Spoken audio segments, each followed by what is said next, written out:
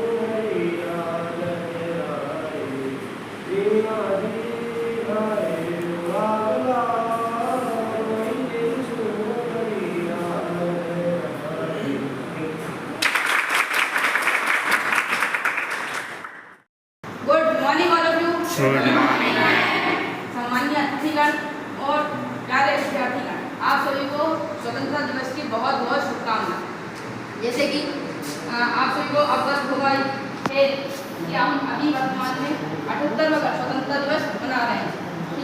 78 साल हो चुके हैं हमें आज़ादी को। तो ये सब तो आज़ादी का आप सुन भी आ रहे हैं। आज आप दिन भर आज़ादी के श्लोक जो भी आप कोटेशन वगैरह सब आप देखेंगे, ठीक है।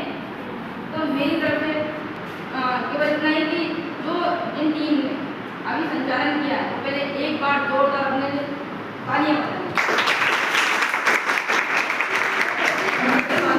इस प्रकार से जैसे कि हम देखते ही आ रहे हैं, हमने व्यक्तित्व विकास कार्यक्रम स्टार्ट किया, उसके थ्रू धीरे धीरे अपने डर को आपने कम करने का प्रयास किया, लेकिन डर को कम करने के लिए अपना एक कदम बढ़ाया है। इसलिए आप बहुत बधाई आगे। और जिन लोगों ने इस कार्यक्रम में पार्टिसिपेट नहीं किया है, वो भी टेंशन ना लें, बल्कि अपना एक कदम बढ़ाएं, अपने डर को नहीं करें। दूसरी बात, तो मेरी मम्मी मुझसे हमेशा कहती है, मैं आपके साथ शेयर करना चाहती हूँ। एक दोहा है, मन का कहा ना कीजिए, मन है सच्चा दूध, ले जाए दरिया में, जाए हाथ से छूट। मन क्या है हमारा, एक दूध की तरह है। दूध क्या होता है कि एक संदेश को दूसरी जगह तक पहुंचाता है, यानी एक जगह से दूसरी जगह तक ले जाता है। ऐसे ही हमारा मन है। हमारा मन कहता है कि नहीं, हमें आज मिठाई खानी है, तो हम पढ़ाई छोड़ देते हैं। मिठाई यदि बाजार से नहीं लाते हैं तो घर बनाकर खाने लगते हैं, तो पढ़ाई का नुकसान हुआ। तो मन के साथ हम चले गए, यानी कि एक खाई में वो हमें ले गया। दूसरी बात, हम देखते हैं कि मन हमारा कह रहा है कि आज हमें फिल्म देखनी है, तो फिर हम पढ़ाई छोड़ देते हैं। मेन मुद्दा क्या है, हमारी पढ़ाई है, क्योंकि वही हमें आगे लेकर जाएगी, इसी उस पर हम केंद्रित है ना। तो मन एक दूध की तरह, तो उसका कहा हमें नहीं मानना चाहिए। अब ऐसा नहीं है कि कभी कभी यूँ कहें कि भैया मान भी लेना चाहिए, है ना। ऐसा नहीं है कि उसे मान भी लेना चाहिए, कभी कभी वो अच्छी बात ही करता है। जैसे कि अभी कई बच्चों का मन हो रहा होगा कि हम स्टेज पे आएँ और बोलें, तो शर्माएं नहीं, ठीक है। अपने डर को काम कर रखें, काबू करें और यहाँ पर आकर बोलें दो शब्द, ठीक है। उसका कहना मानना भी चाहिए। दूसरा, यदि हम नहीं मानते हैं तो बहुत अच्छे फायदे में रहते हैं। तो यही मेरी आज की रचना, मतलब मेरी मम्मी का था जो मैंने आपको शेयर किया। इसे आप जरूर अपनाएं, तो ये आपकी सफलता में आपको सहायता अवश्य करेगा। आवाज आ रही है मेरी? आप सभी को स्वतंत्रता दिवस की हार्दिक शुभकामनाएं। मैं आशा करता हूं कि आज का कार्यक्रम आप सबको अच्छा लगा होगा। कार्यक्रमों को रखने का मतलब मुख्य उद्देश्य जो होता है, हर जगह जैसे 15 अगस्त का मुख्य उद्देश्य, तो वो यही है कि हमारे जो स्वतंत्रता संग्राम ने जो हमारे स्वतंत्रता संग्राम था, हमारे फ्रीडम स्ट्रगल था, उसको हम याद कर पाएँ। उसके हमारे जो सेनानी थे उनको हम याद कर पाएँ, उनके बलिदानों को हम याद कर पाएँ। ये तो एक प्रमुख उद्देश्य हर जगह रखा ही जाता है। साथ ही साथ आपने देखा होगा किसी भी शैक्षणिक संस्थान में या फिर कहीं पर भी जो प्रशासनिक भवन होते हैं, वहाँ पर कार्यक्रम को संचालित करने की जिम्मेदारी मुख्यतः अभ्यर्थियों को दी जाती है ना। इसका मुख्य उद्देश्य क्या होता है? इसका मुख्य उद्देश्य ये होता है कि जो अभ्यर्थी अपने स्तर पर, कई बार क्या होता है, जो मंच पर आने से डरते हैं, थोड़ी सी झिझक होती है, चीज़ों में निकल के आती है। मैं यूँ ही आप लोगों को कभी कभी मजाक कर रहता हूँ कि आप लोग बड़े युवा लोग हैं ना, नए हम कह जाते हैं। लेकिन आज मुझे कहना पड़ेगा बड़े गर्व से कि आप सभी ने कार्यक्रम का संचालन बहुत अच्छे तरीके से किया, है ना। तो एक बार जोरदार तालियां आप सभी संचालन की ओर से आप सभी को बहुत बहुत शुभकामनाएं। मैं बस एक बात आप लोगों से कहना चाहूंगा कि आप सभी लोग पानी बने। पानी केवल इसलिए ना बने कि आप पानी जैसे इसलिए ना बने कि आप किसी भी बर्तन में जाकर उसकी तरह बन जाए। मतलब पानी का क्या होता है गुण कि वो फ्लेक्सिबल होता है, यानी वो बहुत एक तरीके से कहीं पर भी जिस भी बर्तन में आप उसको रखते हैं वो उस बर्तन का जो रूप है वो शेप ले लेता है। पानी का एक गुण ये तो सीखना ही है, लेकिन सबसे मेन गुण जो पानी का सीखना है वो ये है कि पानी को उसके सामने कितनी बाधाएं आ जाए, परिस्थितियां आ जाए, बैरियर्स आ जाए, उसके बाद भी वो जो पानी होता है वो अपना रास्ता स्वयं निकाल लेता है। तो आप भी अपने जीवन में जो भी परेशानियां हैं, जो भी रुकावटें हैं, आपकी शिक्षा में मुख्यतः देख के चलते हैं, तो उन रुकावटों को रोकने के लिए पानी की तरफ बर्ताव करें, अपने रास्ते स्वयं बनाएं, ठीक है। आगे हमारे गणमान्य जो महानुभाव है उनके लिए उनको वक्तव्य सुनने समय की कमी है।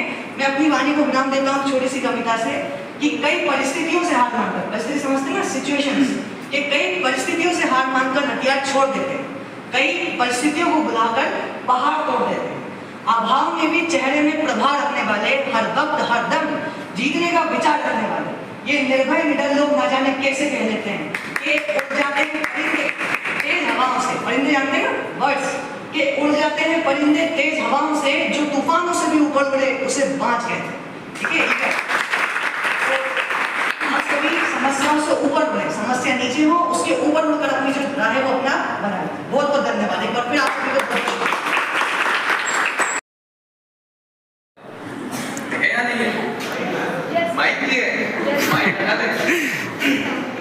चलिए, आप सभी को पता होगा, आप लोग यहाँ पे उपस्थित हुए हैं, पता है ना? बता दो, नहीं बताओगे? आप सभी को स्वतंत्रता दिवस की हार्दिक हार्दिक शुभकामनाएं। मेरी तरफ से सभी को थैंक यू। जैसा कि हमारी मैम ने बताया, सर ने बताया, सारी चीजें एक विधिवत रूप से संचालित है। यहाँ पर आप सभी एक आदर्श परिवार में सम्मिलित हुए हैं। सबसे पहले तो मैं इस आदर्श परिवार के लिए एक बार जोरदार तालियां बजा दें। जो कोचिंग चल रही है, आप लोगों ने देखा होगा कि ऐसे जो प्रोग्राम होते हैं हमारे यहाँ, आप लोगों ने 10th 12th में जब भी ऐसे कार्यक्रम में पार्टिसिपेट किया होगा, आप कहीं ना कहीं बेंच पे बैठे होंगे, किसी ने जो मंच है वो संभाला होगा या एक तरीके से संचालित हुआ होगा। आप लोगों ने कभी सोचा होगा कि हम लोग कहीं पर भी तो जाके इस मंच को संभालेंगे? किसी ने ऐसा सोचा था क्या? आज अगर आपको ऐसा मौका मिल रहा है तो आपको आगे आना चाहिए, आना चाहिए ना? तो खुद को खुशी होगी, लेकिन जो आपको सिखा रहे हैं आपको कितनी खुशी होगी या नहीं होगी? तो चीजें ऐसा लेके चलो कि हम जिस संस्था में बैठे हैं उस संस्था को अपनाना सीखो। ये जो आदर्श परिवार है इसे अपना, ये आपको शिक्षा देगा, गलत राह नहीं बताएगा। कहीं पे भी आपने देखा होगा कोई भी संस्था होगी वो गलत चीजें नहीं सिखाती कभी भी, लेकिन क्या होता है जो इंसान होता है वो उसकी फितरत होती है, कुछ आ जाते हैं, कुछ चले जाते हैं, कुछ अच्छी राह पकड़ लेते हैं, कुछ गलत राह पकड़ लेते हैं। हमें उन लोगों की तरह नहीं बनना है, हमें अच्छे मार्गदर्शन की जरूरत है, क्योंकि आपको मिल रहा है, आपको अच्छे मार्गदर्शन की जरूरत है।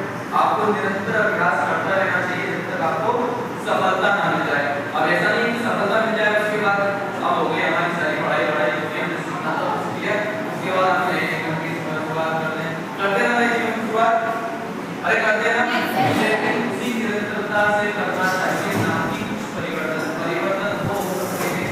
जिम्मेदारी ऐसी हो सकती है, आपकी पढ़ाई आप जिस के लिए आपकी जॉब लगी उसके लिए आपका कर्तव्य होगा कि उस चीज को आगे निरंतरता करें। कहने के लिए तो बहुत कुछ है, लेकिन एक कहानी आपसे शेयर करना चाहूंगा। इंटरेस्टेड हो कहानी सुनने के लिए? शायद अच्छी लगे, अच्छी ना लगे तो भूल जाना, क्या दिक्कत है ना? एक आपने इतिहास पढ़ा होगा, इसमें राजा महाराजा हुआ करते थे, मुगल पढ़े होंगे ना? अभी नहीं पढ़े? मुगल है, वंश है, बहुत सारे ऐसे महान शासक हैं जो कि जिन्होंने हमारे हिंदुस्तान को शासन किया।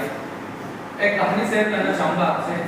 एक जो राजा था, उसका जो साम्राज्य था वो एक समुद्र के आसपास था, सॉरी उसके जो उसका शासन था उसके आसपास चारों तरफ समुद्र था, यानी कि आप कह सकते हैं टापू पड़ा हुआ है सभी ने? जो टापू है उसके ऊपर उसने अपना किला बनाया हुआ था। क्या बनाया हुआ था? किला। वो निरंतर अपना जो शासन है वहाँ पीढ़ी दर पीढ़ी जो बढ़ते रहे, किसी ने भी उसे अभी तक उस पर विजय प्राप्त नहीं की। कितने ही आए, कितने ही चले गए, उस पर विजय प्राप्त नहीं कर पाए। क्यों? एक तो वो बीच समुद्र में था, तो उसकी सुरक्षा आसान हो जाती है खुद के लिए। अगर दूसरा शासक आता है वहाँ लड़ने के लिए तो नाव से आना पड़ेगा, उसके पास सारे औजार है, जो भी अस्त्र शस्त्र है उसको लेके आना पड़ेगा, तो उसके पास पहले से व्यवस्था है। अच्छा एक बात बताइए, क्या उसे मतलब उस पर विजय प्राप्त कर सकते हैं आपके अकॉर्डिंग? अगर एक ऐसा शासन जहां पर चारों तरफ पानी है, क्या है? पानी है, समुद्र की तरह, समुद्र चारों तरफ है, उसे भेद पाना संभव है या नहीं है? नहीं है। ऐसा क्यों? कोई बता पाएगा? रास्ता नहीं है। नाव मैंने सब यूज करा था, नाव से आ सकते हैं। क्या होता है, बहुत सारे राजाएं आते हैं अपने जो उस समय पे हम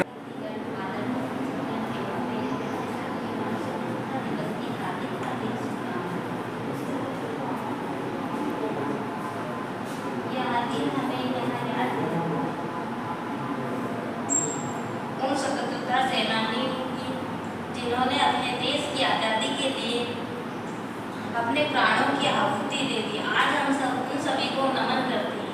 आज हम सभी को मिलकर राष्ट्र